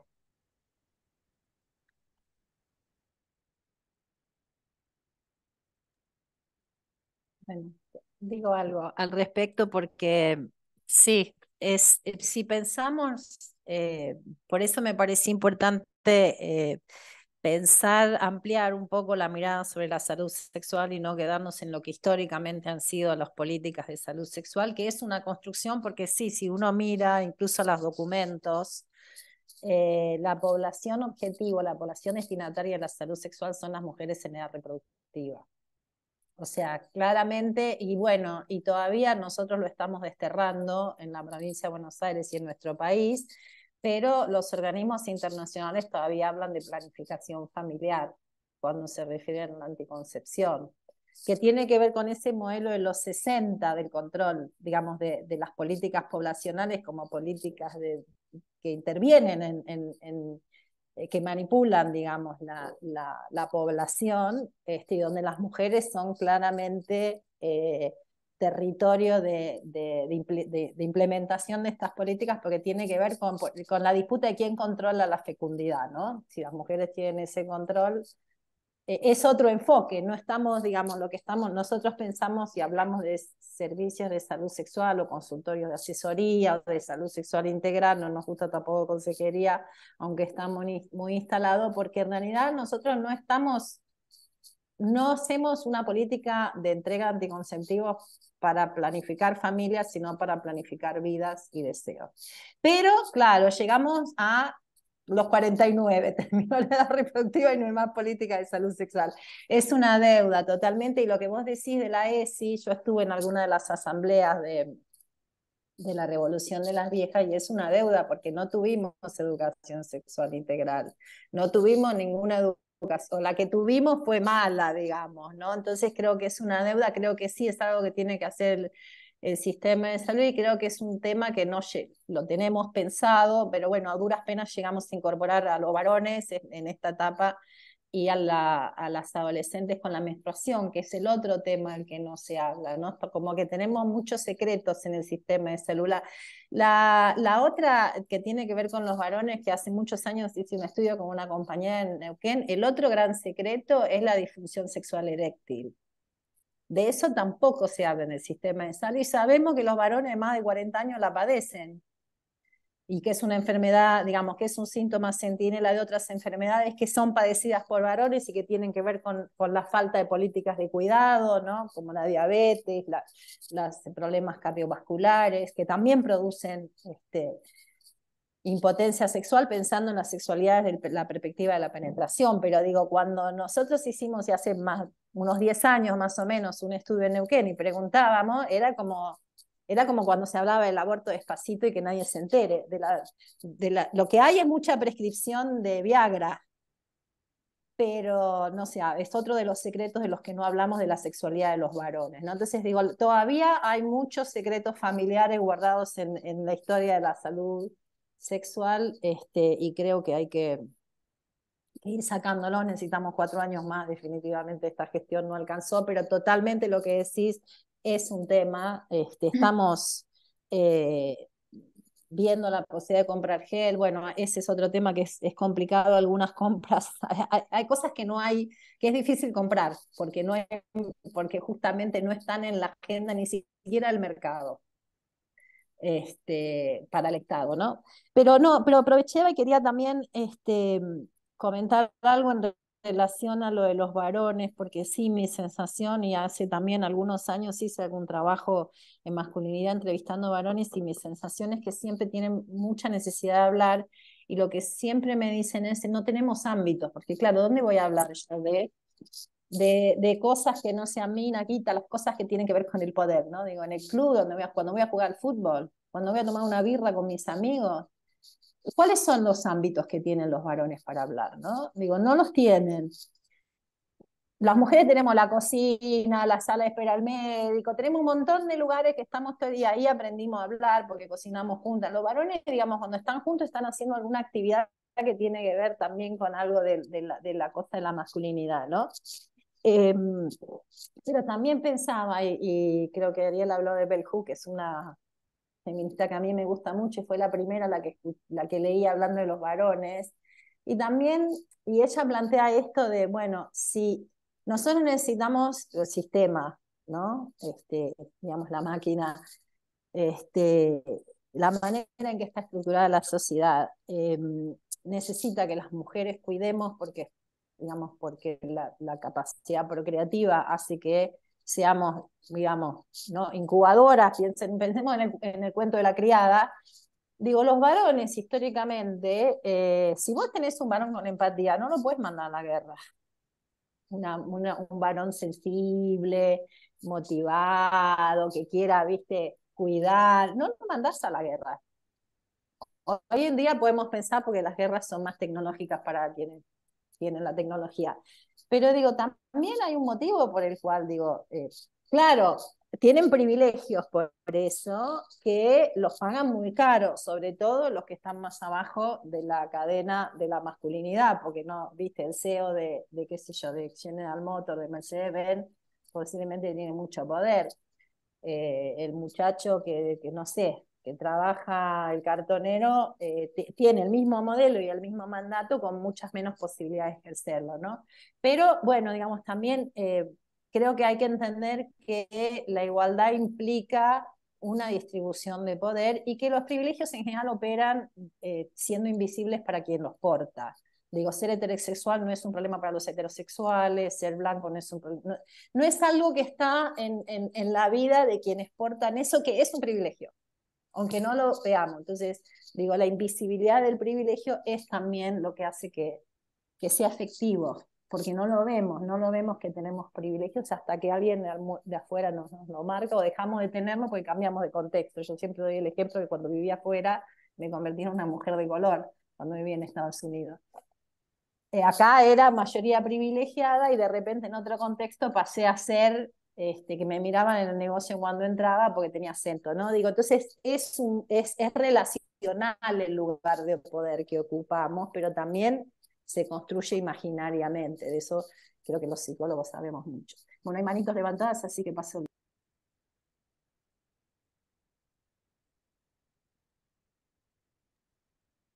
A ver, creo que levantó la mano Rocío y después Ariel. ¿Qué tal? ¿Cómo va? Sí, bueno, yo soy psicóloga, pero más que nada lo que quería aportar bueno, en relación a lo que decía Ari, y bueno, también Carlota después, de todo esto de las masculinidades, de la falta capaz de espacios, ¿no? Y demás, esto ahora que Rita Segato dijo como que las masculinidades eran como eran también víctimas del patriarcado. Qué difícil también, pienso, por supuesto es todo un pensamiento porque no soy una masculinidad, de lo difícil de también desde ya, desde el vamos, admitir la parte de víctimas, digamos, ¿no? Como, che, yo también estoy sufriendo. Yo dialogo con mis amigos varones cis y ellos como, bueno, no, pero no es para tanto, ¿no? Como que yo veo que ni siquiera se animan a decir, che, la verdad que yo también estoy sufriendo. Entonces, me imagino también lo difícil. Por supuesto que nosotras también sufrimos y demás, consecuencias, de hecho, pero para nosotras tenemos esos espacios en los que podemos decir, esto nos parece injusto, esto nos afecta, y queremos hacer algo y queremos que pase algo para que esto se modifique. Y creo que hay una gran porción de las masculinidades que no es que no lo tienen, pero quizás que no se animan a crear o a construir ese espacio en el que por ellos mismos, y no comandados quizás por una mujer, que diga, che, vengan, ustedes también están siendo violentados o perjudicados. Y bueno, y nada, y lo difícil que quizás debe ser eso. Por eso creo que es re importante esto, lo que decía Ariel también, bueno, de que haya como espacios de masculinidades y para masculinidades en relación a todo esto, al patriarcado y a todas las cosas los factores que influyen en las propias dolencias y en la propia construcción de la subjetividad y las presiones también que hay en relación a eso.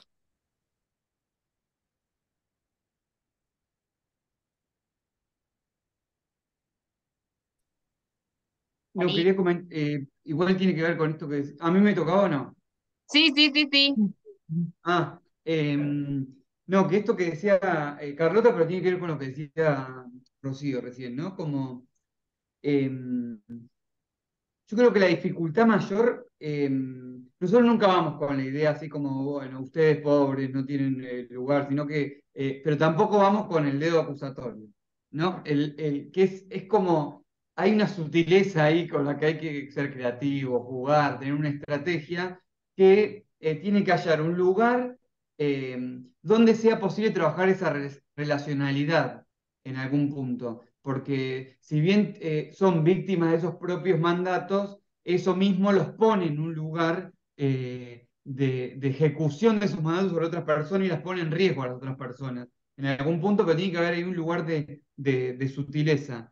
Y creo que, digo, hemos encontrado, no sé si como que es lo mejor, pero iremos cambiando, em, porque muchas veces nos preguntan, bueno, ¿y cómo haces que los varones para que dejen sus privilegios? Para que abandonen sus privilegios. Entonces es como decir, no es que llegas a un lugar, bueno, abandona tus privilegios. Y es como, porque tus privilegios hacen esto, esto y esto. Ah, hacen esto. Porque no es informacional el tema. Pasa por otro lado, digamos, por otro modo de mirar, narrar. Inclusive, digo, bueno, ahí Sole, capaz que en la experiencia de la línea Hablemos, digo, que tenemos en provincia, puede inclusive profundizarlo más, pero los varones a veces no mienten en su relato sobre el ejercicio de la violencia, sino que cuentan tal cual un ejercicio de la violencia y ni siquiera lo registran como ejercicio de la violencia.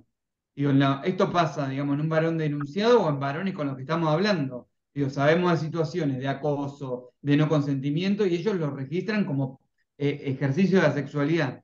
Hemos encontrado un punto donde, ¿cómo es hablar de esto? Y que tiene que ver con eso último que decía de la humillación, ¿no? Y de los humillados de este mundo. Que es el principal estigma con el que juega la masculinidad, digamos. Hay algo de los mandatos de masculinidad que es nunca quedar en el afuera, digamos, ser estigmatizado. Las mujeres, los gays, las lesbianas, las travestis, hemos encontrado en este mundo, en esa estigmatización o en esa humillación, si se quiere, hacer desde afuera y construir organización, construir el Estado, construir política, desde esos lugares de humillación y no del lugar de la narrativa del éxito necesariamente. Digo, esos varones están atravesados por un montón de mandatos y están interseccionados por un montón de cuestiones. Muchas de esas cuestiones, quizás no vinculadas a género, también los humillan en sus propios recorridos. El tema es encontrar, digamos, en esa empatía desde la humillación, de la vulneración, y quizás no entrar por los mandatos vinculados a género, pero encontrar en esa humillación las formas de construir otras miradas. Por eso yo decía esta alianza de los humillados, no porque haga una romantización de la humillación, sino que gran parte de los mandatos de masculinidad está vinculado a eso. Si es algo que define la masculinidad, es una identidad no humillada. Y todo el tiempo tenés que poner en evidencia que no está siendo humillado. Digo, en posición, digamos, de vulneración, de humillación, de pasividad frente a estas situaciones. E inclusive de negación de todo un recorrido de humillación. Cuando fuimos por Cunita, digamos, acá a hacer una pequeña experiencia piloto con los varones que estaban ahí, antes que el Cunita se amplíe y se masifique, digo, con algunos varones que estaban ahí como esperando a que sus parejas, digamos, tengan como la externación y también sus hijos o hijas, tuvimos ahí una pequeña reunión con algunos varones que estaban ¿Para ahí. dónde? Y que hablaron ahí grupalmente, pero tuve la oportunidad también de ir como tanteándolos de manera íntima, privada, que es cuando a veces los varones más terminan hablando y después uno tiene que empujarlo a que lo haga en público, ¿no? Pero todos sus recorridos eran, digo, sus recorridos laborales, por ejemplo, eran muy tremendos. Y no te los contaban desde ese lugar, digamos, vulnerador o humillador. Digo, y uno puede decir, bueno, no se está responsabilizando en el cuidado. Muchos de esos varones estaban escapando o perdiendo el día en el trabajo para estar ahí. Digo, porque no tenían trabajo regularizado, digamos, que podían pedirse una licencia cuando la tienen, digo, porque tampoco existen esas licencias tampoco muchas veces para el cuidado. Por eso hay algo de la estructura que tampoco los piensan desde ese lugar. Digo, y que me parece que hay que ir haciendo ese doble movimiento, construyendo esa demanda de esos propios varones, al tiempo que vamos generándola, esa demanda y esa posibilidad de estar. Porque muchas veces no están en ese espacio, porque ni siquiera fueron convocados a estar en ese espacio, o ni siquiera tuvieron el escenario necesario para ser convocados. Y creo que ahí hay una estrategia para pensar en los diálogos con ellos. No podemos ir como son malos, como los que no están presentes, y que son tremendos por eso, porque están haciendo uso de su privilegio masculino, porque ahí no encontrás escucha, porque lo que vas a encontrar ahí es que sí van a hablar de ser víctimas, pero desde el enojo van a hablar, y cuando empiezan a hablar de ser víctimas del enojo, es contra las mujeres que están haciendo estas políticas y que los persiguen. Digo, porque ahí sí encuentran narrativa, ¿eh? Los varones en los diálogos entre ellos, porque ahí empiezan a hablar. Muy pocas veces se piensa como parte de digo, humillados por los propios mandatos de masculinidad, y les es muy fácil y reactivamente empezar a hablar de lo que les hacen las mujeres, digamos, ¿no? Digo, contra el mito que parece que los varones no pueden hablar de eso, que las mujeres ejercen violencia, hoy inmediatamente empiezan a hablar de cómo los violentan en su vida cotidiana, quizás no en el ejercicio de violencia física, pero sí persiguiéndolos, dejándolo cada vez más lugar, que lo domina, que no pueden hacer esto, que no pueden hacer lo otro, y me parece que ahí hay que encontrar como un escenario donde empiecen a comprender cómo eso que están pidiendo muchas veces sus compañeras de vida, su pareja, su novia, quien sea, digo, es parte de cuestiones más amplias que también van a mejorar su vida cotidiana y que también va a ligar en esos diálogos, en esa negociación con otros derechos, ¿no? Y es ahí donde hay que pensarlo, me parece, es sutil a veces la diferencia, por la que hay que empezar a hablar para generar ese escenario posible también, ¿no? O ese lugar. Totalmente, pensando en esto que decías, Ari, bueno, incluso en esto que repensábamos en relación al modelo de atención, ¿no? En muchos centros de salud, no solamente desde la estructura central de la gestión de programas que recién ahora empiezan a hablarle a los varones, ¿no? Y que durante mucho tiempo fue una población a la que no le hemos hablado y que tampoco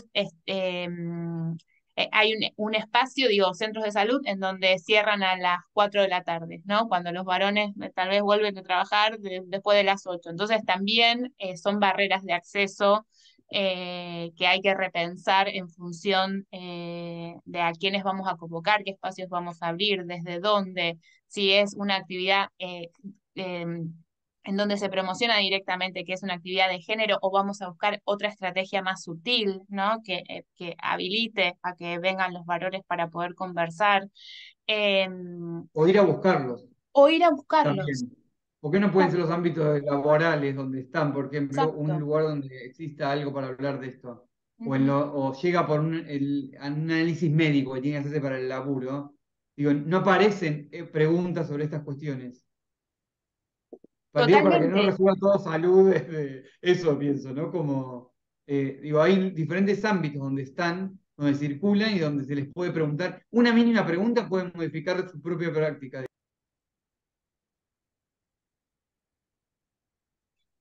Tal cual. Ailín, ¿querés? Dale, ¿cómo andan?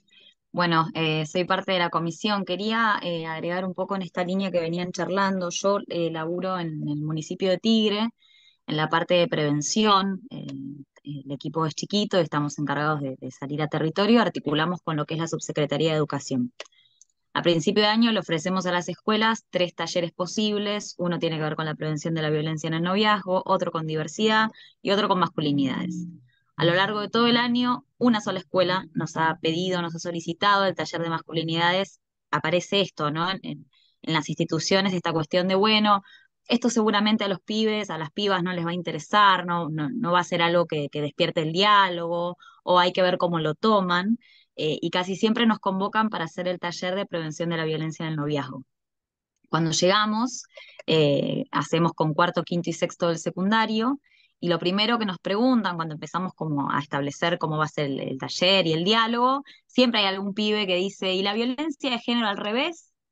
¿No? Que tiene que ver con esta cuestión del discurso del ataque y el sentirse realmente como esta cuestión de, bueno, son todos los pibes que están acá en el aula son victimarios de sus compañeras, ¿no? Esta cuestión del discurso y cómo esto que decía Sole, ¿no? Cómo a veces se comunica y qué es lo que le llega a los pibes y a las pibas.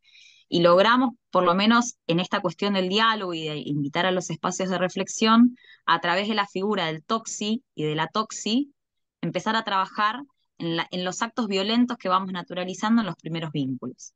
Y desde ahí empezamos a lograr que los varones se abran a contar situaciones donde no se sienten cómodos, donde no está bueno lo que les está pasando, donde lloran, donde están en una situación de noviazgo donde no la pasan bien y no saben cómo cortarla.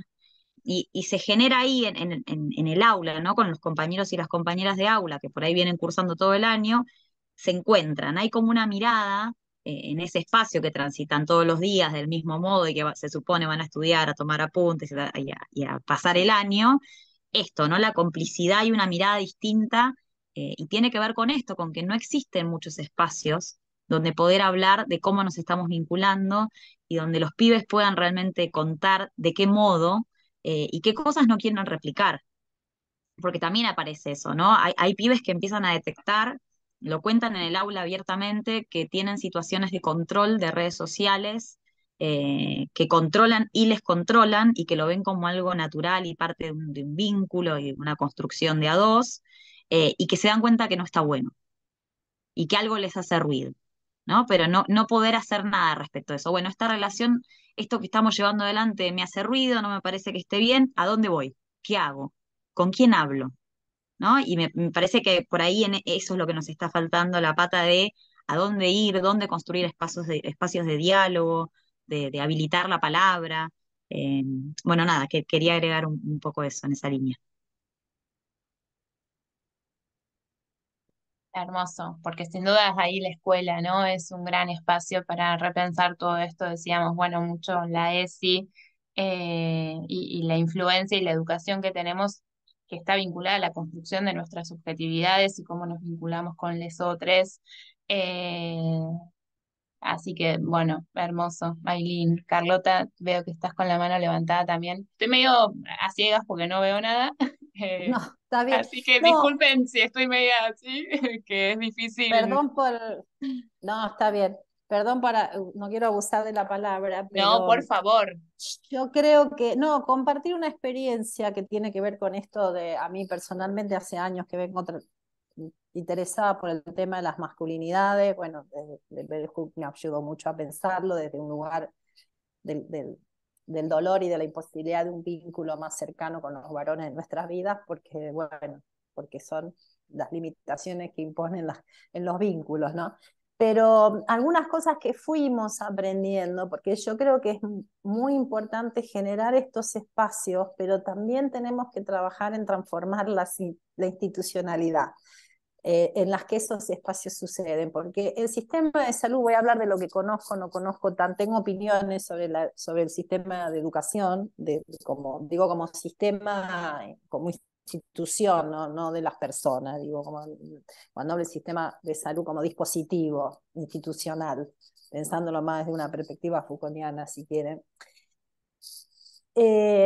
Digo, nosotros no vamos a producir un cambio en la subjetividad de los varones y en los vínculos si no transformamos de alguna manera el sistema de salud. Vamos a seguir produciendo relaciones de poder, de subordinación. Si le seguimos diciendo cada vez que una mujer entra a un hospital le decimos mamita o gordi, y cada vez que viene un varón no le preguntamos. Digo, hay algo ahí que tiene que ver con esta función no explícita de las instituciones, ¿no? Y algo que nos pasó, incluso que fue nutriendo la política, pero que fue surgiendo particularmente la experiencia de los equipos, porque también lo que nos dimos cuenta es que para hacer ese mapa verde tuvimos que trabajar con la subjetividad de las personas y que en los equipos, y más que capacitarlos, tuvimos que escucharlos, tuvimos que pensar con ellos, tuvimos que poder hacernos preguntas juntos. Y ahí, bueno, la formación sí me viene muy bien, los 3 registros de Lacan, pensar lo real, lo simbólico y lo imaginario, son registros que operan en la realidad permanentemente en los vínculos, entonces realmente es una herramienta en la gestión. Perdón, Ariel, es una cosa muy técnica, pero para los psicólogos que están en la sala, digo, es una herramienta que Leí a tenemos Lacan. los psicólogos para pensar. Pero cuando empezamos con la Carlotto, que es uno de los hospitales que está implementando la vasectomía sin bisturí, yo quiero contarles muy brevemente, porque ¿qué fue lo que hizo la Carlotto? Bueno, se planteó partos respetados, partos humanos, que me parece ya hablar de parto respetado una barbaridad conceptual, pero bueno, así lo llamamos, ¿no? El parto respetado. Fue un aprendizaje de los equipos, de que el protagonista, uno escucha a los médicos y los protagonistas, qué buen parto que hice. No, hermanito, el parto no lo hiciste vos, lo hizo la pobre mujer o la persona que está en la camilla y que estuvo, 36 horas con contracciones. Bueno, los médicos piensan que los partos, no digo los médicos como personas, es como si funciona la institución. Los partos son, ¿no? Devuélvanos los partos, dicen, hay toda una consigna a las españolas que dice, el parto es nuestro, devuélvanoslo. Cuando la Carlotto empieza a implementar el parto, porque bueno, ellos nacen como institución de respeto al parto respetado, pero los médicos venían el equipo de salud venía con otra formación. Fue un aprendizaje de correrse. Y cuando a la medida que se iban corriendo iban pasando cosas que les afectaban a ellos también. No fue un proceso de 2 días, fue un proceso de años. Y una de las cosas que pasaban es que cuando los varones eran invitados a participar del parto, pasaban cosas, porque habían estado afuera. Y una de las anécdotas más conmovedoras que yo recuerdo, ya la Carlotto había empezado a ofrecer vasectomías como método anticonceptivo post-evento obstétrico, ofrecían toda la gama de anticonceptivos para las mujeres y la vasectomía. Y me cuenta el equipo muy conmocionado, un hombre que es colectivero ahí de la zona de Moreno, que donde está la Carlotto es una zona pobre de Moreno, es un barrio carenciado, colectivero, creo que tenía 3 o 4 pibes. Es la primera vez que entra al parto. Habían decidido ya con la mujer que ya se iba a hacer una ligadura tubaria cuando terminara, porque fue un parto natural. Cuando vienen a la cita de control, la mujer dice, no me voy a hacer la ligadura, y los médicos dicen, bueno, acá el chabón seguro que la convenció, y entonces el hombre dice, no, yo me voy a hacer la vasectomía, porque esta es la primera vez que yo participo de un parto de mi mujer, y este es el tercero o cuarto. Y yo no tenía idea que era tan duro un parto. Y yo no quiero que ella pase. Y el tipo lo dijo así, un concepto bien de clase media intelectual feminista. Ella ya puso mucho el cuerpo, ahora me toca a mí. Un colectivero, un hombre grande. Bueno, no de 60, como decía la compañera, pero un tipo que ya ha hecho y derecho con muchos hijos. Y bueno, contaba llorando el director de la Carlota, el tipo se hizo la vasectomía, ¿no? Porque me decía, mirá, ¿cómo cambiamos la vida de una persona dejando de hacer? Porque lo único que hizo el equipo fue no intervenir y dejar que eso sucediera, darle lugar a la familia como protagonista, a ese vínculo. Y lo que conversábamos cuando ellos me contaban esto, que haber cambiado algo del modelo de atención, habernos corrido de ese lugar de supuesto saber, que lo sabemos todo, que intervenimos y que vamos a decirle cuándo tiene que pujar, de corrernos, dejar que eso suceda, porque ha sucedido así en la historia de la humanidad. Que la familia lo gestione como quiera, con el acompañamiento de un equipo de salud. Yo creo que a esa familia la cambió algo del vínculo de esa familia.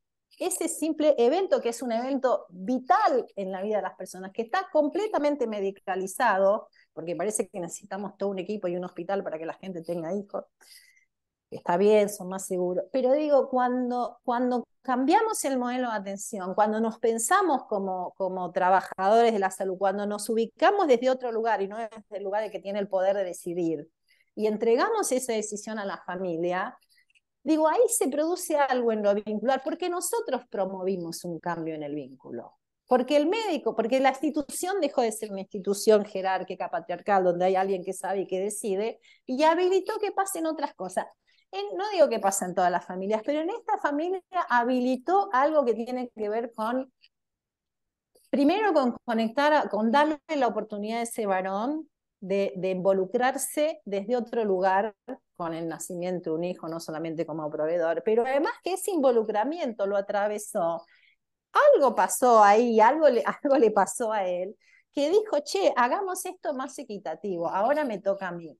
Y nadie le dijo nada, no hicimos ningún taller, no le hicimos ningún speech, solamente le habilitamos y dejamos que fueran los protagonistas. Digo, para mí esa anécdota siempre la cuento porque me parece que es generar espacios, pero también es hacernos preguntas nosotros como trabajadores, como profesionales de la salud, ¿dónde nos posicionamos? ¿Cómo transformamos el vínculo como equipo de salud, quienes estamos en las instituciones, quienes gestionamos, pero también quienes estamos en las instituciones llevando adelante las prácticas? Porque lo ideológico y las relaciones de poder se juegan en lo discursivo, pero fundamentalmente en las prácticas, en lo no dicho, en lo actuado. Cuando vos tenés un médico que no lo deja entrar al compañero y que está todo el tiempo diciéndole a la mina lo que tiene que hacer y después dice, qué buen parto me mandé, muy difícil en ese contexto que alguien haga que la mujer piense acerca de lo que quiere, de lo que desea, y que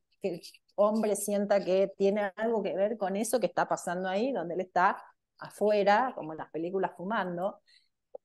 Lo que nos cuesta que entren los varones a la sala de parto.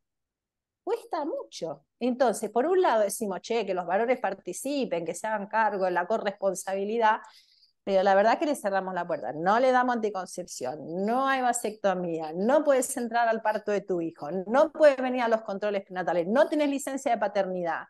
Bueno, hay que pensar en qué estructura le estamos pidiendo a los varones que renuncien a sus beneficios, porque van a renunciar a los beneficios, pero siguen sin licencia por paternidad. Los chabones, como decía Ariel, se tienen que escapar del trabajo para ir a buscar a la mujer al hospital porque no trabajan precarizadamente. Digo, tenemos que pensar también lo institucional y lo estructural, porque no lo vamos a cambiar, no vamos a transformar si no involucramos a la comunidad, y eso me parece que es lo maravilloso en Cunita, como política, que creo que fue una de las pocas cosas que volvió mejor que la primera versión, que no estaba que la primera cunita estaba más dirigida a la mamá y al bebé, y este cunita está dirigido a toda la comunidad, entendiendo que para que un niño o una niña crezcan en libertad, se necesita una comunidad, no solamente una mamá, no solamente una mamá y un papá, no solamente una mamá y un pediatra, necesita una sociedad que lo contenga, que lo acompañe, que lo estimule, y ese me parece que es el gran aporte de Cunita, además de garantizar que los varones entren al parto, etcétera, etcétera. Pero digo, si no cambiamos las instituciones y la manera en que nos relacionamos con los usuarios de las instituciones, no estamos habilitados. Podemos hacer talleres, pero después eso no tiene dónde expresarse, porque va al servicio de obstetricia a buscar anticonceptivo, va a urología y le dice, no te castres, macho, ¿para qué? Deja que se controle tu mujer, porque si vos mañana te casás con otra y la otra quiere, que son las cosas que le dicen los urólogos generalmente. Si no generamos también ámbitos que alojen esos procesos de transformación en la escuela, en el hospital, en el campo de la salud, creo que tenemos una responsabilidad grande más allá de la que tienen los varones. Tenemos que también transformar nosotros las instituciones que habitamos. Hermoso, totalmente. Creo que la salud sexual es un área, ¿no?, que ha traído muchas preguntas al sector salud, desde la necesidad de ampliar la concepción de salud y desde ahí repensar qué es la salud sexual, qué es la sexualidad más allá de lo reproductivo, qué tiene que ver con el género, que tiene que ver con un montón de atravesamientos vitales de los seres humanos, ¿no? Y qué lugar entonces para quienes trabajamos en salud, en el acompañamiento de esos procesos vitales, y que sin duda es un cambio en el modelo de atención es fundamental. Y recién, hace un ratito decías, Carlota, necesitamos 4 años más de gestión. Bueno, necesitamos un montón más de gestión, ¿no? Digo, porque eh, las políticas públicas pueden ir acompañando cambios profundos que se dan en la sociedad, ¿no? Diela traía la menopausia, digo, y todo esto tiene que ver con procesos que vamos haciendo como sociedad y que hay que ir a partir de esos procesos construyendo políticas públicas que los alojen y construyan derechos, ¿no? Digo, pero cuando hablamos de la sexualidad hablamos de cuestiones muy profundas, que estamos construidos de una manera, y esos procesos de cambio llevan su tiempo también, ¿no? Así que bueno, estando un poquito en hora, no sé si alguien más quiere hacer algún comentario, alguna pregunta. Fue un placer escucharles. Carlota, muchas gracias. Ariel, muchas gracias. Súper interesante. Nos quedaríamos hablando, creo, hasta cualquier hora porque hay tanto por seguir pensando, ¿no? Así que, pero bueno, les agradezco un montón. Estuvo muy, muy hermosas sus presentaciones, las preguntas que nos traen para seguir pensando. Y sigo, perdón, un poco así perdida porque no veo a nadie. Si alguien tiene algún comentario, bueno, ahí veo mensajitos de agradecimiento por el chat. Mensajitos, sí, eso iba, Gracias. A ver, alguna sí. compañera que me ayude a cerrar porque... Teresa Angie. Sí, no, los mensajitos son todos de agradecimiento, más que nada. Bueno, Y yo también, nada, me sumo al agradecimiento, pero sí, porque nada, súper interesante. Me parece que son espacios que entre colegas también está buenísimo que se den. Más allá de que siempre nosotros tenemos la cabeza abierta a la interdisciplina y demás, creo que desde nuestro rol también es necesario seguir hablando de estas cosas y por ahí retroalimentándonos entre todos, entre la experiencia de cada uno y la posibilidad de eso, de compartir eh, la visión de cada uno, como decía, ¿no? Y la perspectiva y poder trabajar desde eso. Así que súper agradecida, re interesante. En otro encuentro les comentaré el trabajo que hacemos nosotros desde la cárcel con masculinidades, que es bastante difícil, pero bueno, es otro contexto, hay otros conceptos, pero nada, me sirve y me quedo con esa cuestión de que decía Carlota, de fortalecer sobre todo las instituciones, me parece que es por ahí. Así que bueno, nada, desde la comisión, súper agradecida. Espero que podamos seguir trabajando cosas. Hermoso. Yo me Bueno, llevo la demanda de Diela, que es algo que tenemos en agenda y vamos a estar trabajando en eso ni bien podamos. Vamos con los varones primero con la vasectomía y después vamos al tema que es un tema muy pendiente y creo que está re en agenda. Y Necesitamos incorporar este cambio también de sentido de las vejeces, ¿no? Como una etapa productiva de la vida. Y también, que creo, perdón, pero un segundo, una etapa donde justamente hoy podemos disfrutar más, porque ya no tenés pibes, ya no tenés, ya tenés más un montón de cosas resueltas y es una etapa que necesitamos resignificar, ¿no? Porque es una etapa de se cortó. Ah, se te había cortado la última parte, Carlos. No, no, nada que eso, de ver lo mucho que... disfrute. Pero para ese encuentro, digamos, para hablar en población en contexto de encierro, Carlota, digo, las compañeras de salud también tienen mucho para contar sobre quienes hacen cunita, están en los pueblos productivos, que están en contexto de encierro y qué les está pasando a muchos de esos varones, justo en las unidades donde hay varones, trabajando con el armado de los kits de cunita. Digo, también parece otro Bueno, encuentro.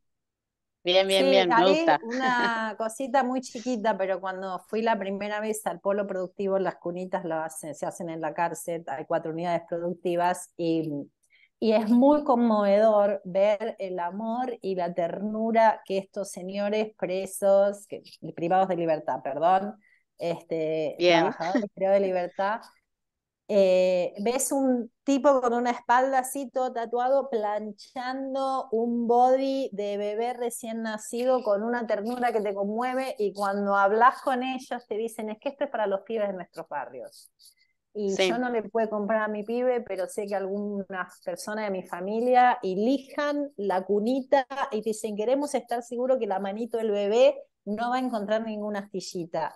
O sea, el amor, y no es lo mismo para una persona trabajando en un polo privado de libertad hacer ropita de bebés y cunitas que hacer uniformes para la gendarmería o para el servicio penitenciario, que es lo que hacían antes. Digo, no, ni ahí hablar. también hay un sentido de pertenencia, de ser parte, que los pone, que de alguna manera se sienten parte de un proyecto de mucha monosidad y realmente es conmovedor. Cada persona que va a los polos productivos en la cárcel y habla con los varones, estamos empezando a hacer rondas con los varones y también con las mujeres, es muy conmovedor lo que puede la política pública, como decía Ariel, lo que puede el Estado con poco, porque hay una inversión grande, pero la inversión igual va, si no le pagábamos a las unidades productivas había que comprarla en el mercado, entonces la Claro, inversión, digamos, de alguna manera vuelve, pero el impacto que tienen los trabajadores penitenciarios, además de tener un sueldo, de ser trabajadores, de tener un oficio, digo, de ser parte de un proyecto, de una política de cuidado, los conmueve. Es muy hermoso. sí, hermoso. buenísimo. Que el cambio es para los cuidados y para construir un mundo más suavecito me viene, ¿no? Más la revolución de la ternura, del amor, de la amorosidad. Hay ahí una potencia importante, ¿no? Así que, bueno, hermoso. Muchas gracias a todos. Gracias. Bueno, gracias Carlota, gracias Ariel, gracias a Gracias a todos. todos. Gracias. La ternura como Chao. categoría política, totalmente a eso me refería. Muchas gracias. Adiós. Adiós.